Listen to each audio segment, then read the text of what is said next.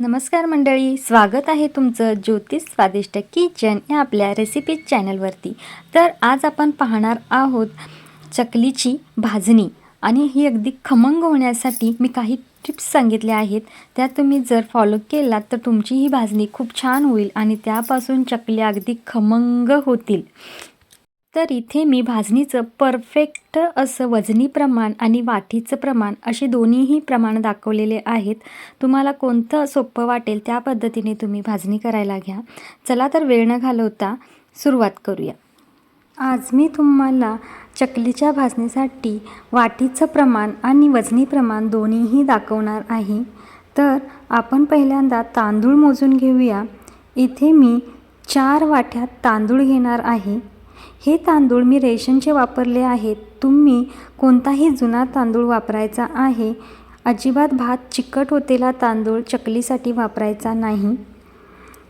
तर इथे पहा, मी 4 वाट्या हे तांदूळ घेतलेल्या आहेत आणि वजनी प्रमाण म्हणाल तर इथं 500 ग्रॅम इतकं वजनी प्रमाण झालेलं आहे। म्हणजे हा आपला तांदूळ अर्धा किलो इतका आहे।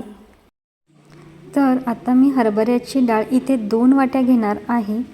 हे पहा, अशा प्रकारे मी वाटी भरून इथे 2 वाट्या ही हरभऱ्याची डाळ घेतलेली आहे आणि याचं वजनी प्रमाण तुम्ही जर म्हणाल तर 300 ग्रॅम इतकं होतं। हे पहा, आता आपण घेणार आहे मुगाची डाळ। हरभऱ्या डाळीच्या निम्मी म्हणजे 1च वाटी आपल्याला इथे मुगाची डाळ घ्यायची आहे आणि वजनी प्रमाण म्हणाल तर 150 ग्रॅम इतकी ही डाळ आहे। आता आपण मुगाच्या डाळीच्या निम्मी म्हणजे अर्धी वाटी उडदाची डाळ घेणार आहोत।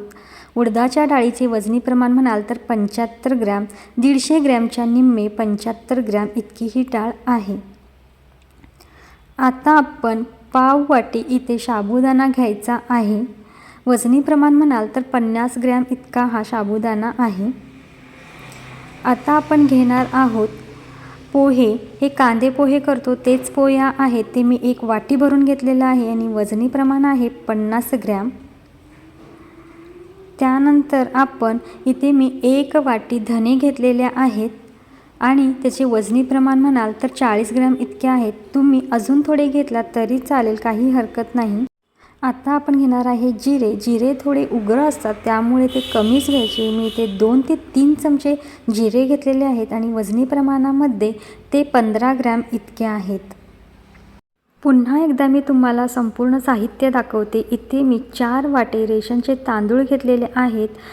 2 वाट्या मी हरभरा डाळ घेतलेली आहे।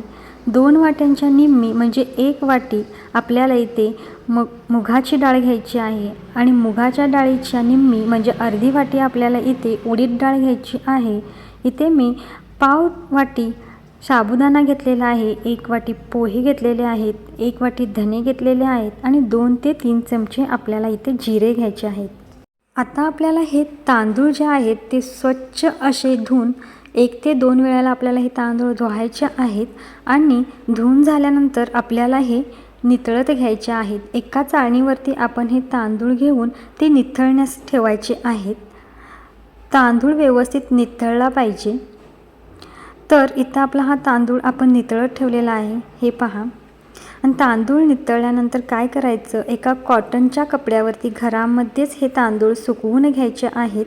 मी ते कॉटनचा कपडा अंथरलेला आहे आणि हे मी फॅन खाली आपल्याला वाळवून घ्यायचे आहेत किंवा रात्रभर जरी तुम्ही हे असे वाळत घातलात तरी चालतात।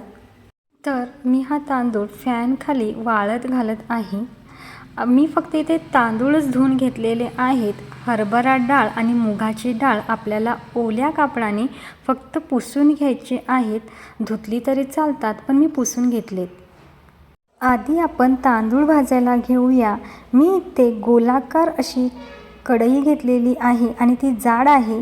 गॅसचा फ्लेम अगदी स्लो करायचा आहे आणि मगच आपल्याला ही भाजणी भाजायला घ्यायची आहे। तर इथे तांदूळ घातल्यानंतर मी व्यवस्थित असे ते तांदूळ हलवत आहे। एकसारखे तांदूळ हलवत राहिल्यामुळे काय होतं की तांदूळ सगळीकडून व्यवस्थित असा भाजला जातो। आपल्याला ही भाजणी आहे ती पूर्ण असं पेशन्स ठेवूनच आपल्याला ही भाजणी भाजायची आहे। अजिबात गॅस मोठा करून पटापटा भाजून नाही घ्यायचं आहे, त्यामुळे काय होतं भाजणी अजिबात व्यवस्थित होत नाही आणि मग आपली चकली फसते। तर आपल्याला एकदम गॅस लो करूनच ही भाजणी भाजून घ्यायची आहे। इथे पहा, तांदूळ भाजताना एकसारखा भाजला तर तो सगळीकडून भाजला जातो आणि त्याचा कलरही चेंज होत नाही। आपला तांदूळ इथे व्यवस्थित असा भाजून झालेला आहे। तांदूळ भाजण्यासाठी मला 8 मिनिटं इतका वेळ लागलेला आहे। आता हे तांदूळ कसे काढायचे हे मी सांगते। परातीत अजिबात काढायचं नाही की त्याला पाणी सुटतं आणि आपली भाजणी मऊ पडते। तर इथे मी एक पेपर घेतलेला आहे आणि त्या पेपरवरती मी कॉटनचा कापड अंथरून घेतलेला आहे। आपल्याला या कापडावरती सर्व भाजणी भाजून काढून घ्यायची आहे। आता आपण हरभरा डाळ भाजायला घेऊया। इथे मी हरभरा डाळ स्वच्छ पुसून घेतलेली आहे आणि आता आपण ही स्लो गॅसवरतीच डाळ भाजायची आहे। हरभरा डाळ ही जाड असते, त्यामुळे हरभरा डाळ भाजायला आपल्याला थोडा उशीर लागतो। मंद गॅस करून आपल्याला एकसारखं ही डाळ हलवत राहायची आहे। ज्यावेळेस डाळ भाजत येते त्यावेळेला डाळीचा जो सुगंध आहे तो सगळीकडे पसरतो, त्यावेळेला समजायचं की आपली डाळ भाजत येत आहे। इथे पहा, आपली हरभरा डाळ व्यवस्थित अशी भाजून झालेली आहे। आता आपण ही डाळ, तांदूळ काढले त्याच्याच साईडला आपल्याला ही डाळ काढून घ्यायची आहे। डाळ भाजण्यासाठी सुद्धा मला 7 ते 8 मिनिटं इतका टायमिंग लागलेला आहे। तर याच कापडावरती आपण हरभरा डाळसुद्धा काढून घेऊया आणि ती गार करून घेऊया। आता आपण मूग डाळ भाजून घेणार आहे। मूग डाळ भाजायला जास्त वेळ लागत नाही, अगदी कमी वेळामध्ये ही डाळ भाजून होते। तर हे पहा, अगदी 3 ते 4 मिनिटं मला लागलेली आहेत ही डाळ भाजण्यासाठी। ही डाळसुद्धा आपल्याला एकसारखी हलवूनच भाजायची आहे, नाहीतर ती करपली जाते। आपली डाळ इथे आता भाजून तयार आहे। आपण ही ह्या कापडावरतीच काढून घेऊया आणि ह्या डाळीलासुद्धा आपल्याला गार करून घ्यायचं आहे। आत्ता आपण उडीद डाळ भाजायला घ्यायची आहे। इथे ही अर्धा वाटी उडीद डाळ आहे, ही सुद्धा आपल्याला एकसारखी अशी हलवून भाजून घ्यायची आहे। उडीद डाळ भाजायला ही जास्त वेळ असा लागत नाही, अगदी पटकन ही भाजून होते। तर इथे मला उडीद डाळ भाजायला 2 ते 3 मिनिटं इतका वेळ लागलेला आहे। हे पहा, आपली उडीद डाळ इथं भाजून झालेली आहे। आपण ही काढून घेऊया। उडीद डाळ काढून झाली की आपल्याला या कढईमध्ये शाबू घालून ती व्यवस्थित अशी भाजून घ्यायची आहे। शाबू भाजण्यासाठी आपल्याला थोडा वेळ लागतो। गॅस स्लोच ठेवायचा आहे आणि एकसारखं आपल्याला ही शाबू हलवत राहायची आहे। थोडा वेळ झाल्यानंतर शाबू ही फुलते। शाबू फुलली की समजायचं इथे आपली शाबू भाजून तयार आहे। ही शाबू भाजण्यासाठी मला साधारण 2 ते 3 मिनिटं इतका वेळ लागलेला आहे। आता आपण भाजलेले शाबू काढून घेऊया आणि आता आपल्याला इथे 1 वाटी पोहे भाजून घ्यायचे आहेत। पोहे भाजण्यासाठी अजिबात असा जास्त वेळ लागत नाही, पटकन परतले की ते असे बारीक होतात।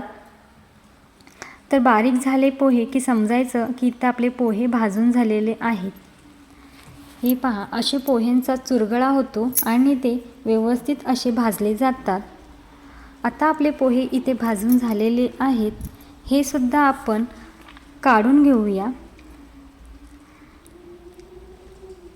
त्यानंतर मी इथे भाजत आहे धने। धनेही आपल्याला 1-2 मिनिटं परतून घ्यायचे आहेत, तेही पटकन भाजले जातात आणि ह्याचा सुगंध सुटतो।